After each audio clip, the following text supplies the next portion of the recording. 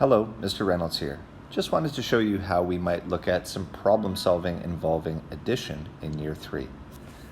I think we can safely say that most of our students, if they were given a question like this, would probably be able to answer it.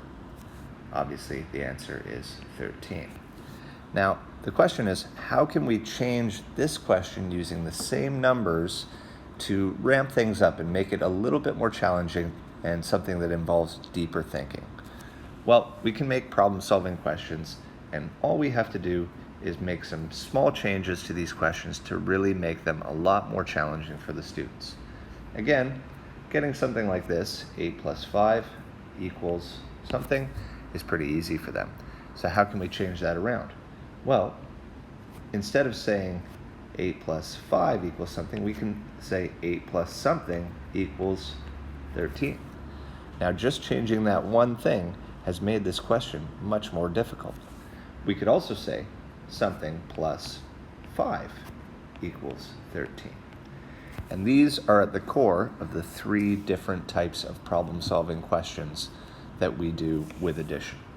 So, thinking of that, I just want to go ahead and take a look at this question here. James had 8 ribbons. Andy gave him some more.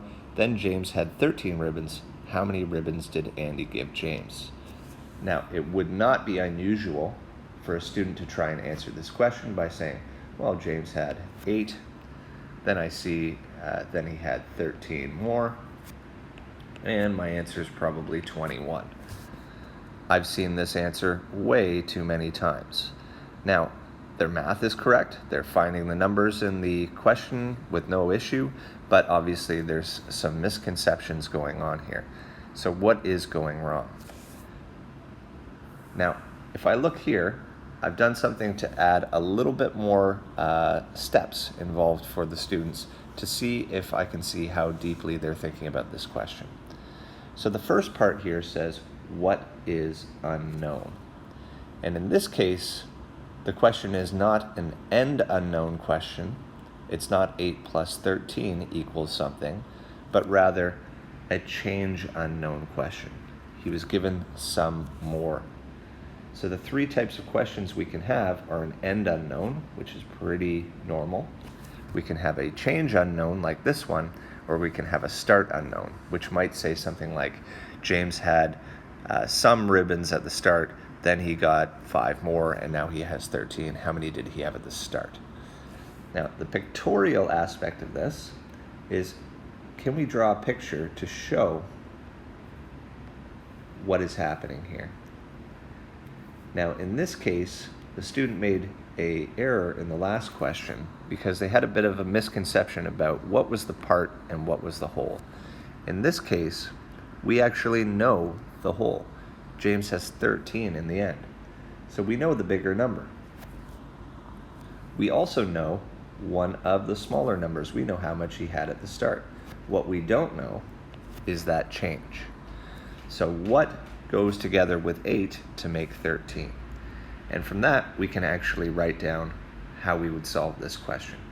So 8 plus something equals 13. And from there, students can use whatever strategies they think are best, whether it's counting on, using subtraction, up to them, but they should be able to find out that it's 8 plus 5 equals 13. The final step involved in this is actually for the students to answer the question. And quite often I'll get students to write down the answer before they even look at the numbers. And the real question we have here is, how many ribbons did Andy give James?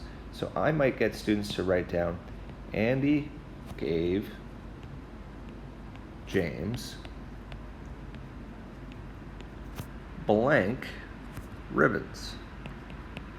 And I might get them to write that right at the start, so they know that this is what they are searching for.